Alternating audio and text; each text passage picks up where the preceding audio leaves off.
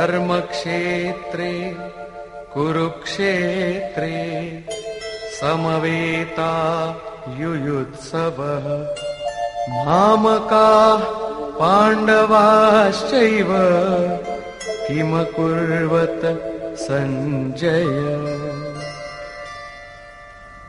Dhritrashtra said, "Assembled at Kurukshetra, at Dharmakshetra, and eager for combat, O Sanjay, what did my and Pandu's sons do?"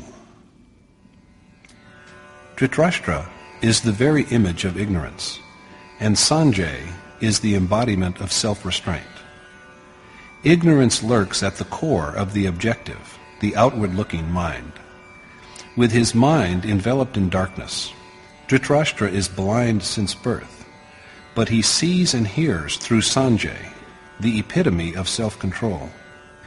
The aging king Dhritrashtra knows that God alone is real, but as long as his infatuation for his son Duryodhana, born from ignorance and usurper of the Pandav throne, endures, his inner eye will be focused on the forces of the Kaurav, who symbolize the ungodly forces of negative, sinful impulses, arrayed for battle against the Pandav forces, who symbolize the godly forces of righteous and virtuous impulses.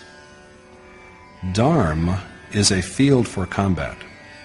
When there is abundance of divinity in the realm of the heart, the body is transmuted into a Dharmakshetra, or field of Dharma, but it degenerates into a Kurukshetra when it is infested with demoniacal powers. Kuru means do. The word is an imperative. As Krishna has said, driven by the three properties born out of Prakriti, or nature, man is compelled to act. Without action, he cannot even live for a moment. These properties, virtue, ignorance, and passion, or sattva, rajas, and tamas, compel him to act. Even in sleep, action does not cease, for it is the necessary sustenance for the body. The three properties bind men from the level of gods to that of the lowest creatures, such as worms. So long as the material world and its properties are, Kuru must be. Therefore, the sphere of birth and death, of that which is evolved from a previous source or Prakriti, nature, is Kurukshetra, whereas the sphere of righteous impulses which guide the self to God, the highest spiritual reality, is Dharmakshetra. Archaeologists are engaged in research in Punjab, Kashi, and Prayag to locate Kurukshetra. But the poet of the Gita has himself suggested, through Krishna, where the war of his sacred poem, the Mahabharata, was fought. This body is itself, O Arjun, a battlefield, and one who conquers it grows spiritually dexterous by perceiving its essence.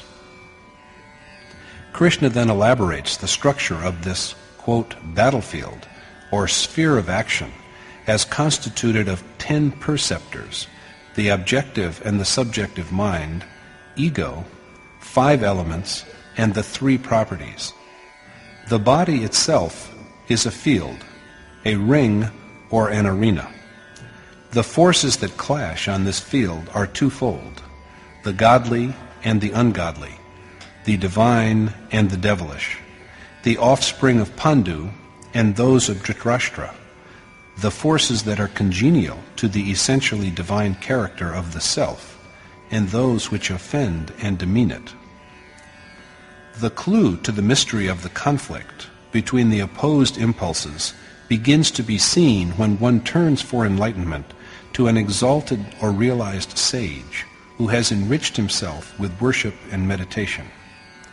This field belongs to one who realizes its essence, and the war fought on it is the only real war. History is crowded with wars of the world, but the victors in these wars have but sought in vain for a permanent conquest. These wars were nothing beyond acts of retribution. True victory lies in subduing matter and in perceiving, as well as becoming one with, the Supreme Spirit that transcends it. This is the only conquest in which there is no prospect of defeat. This is true salvation, after which there are no fetters of birth and death.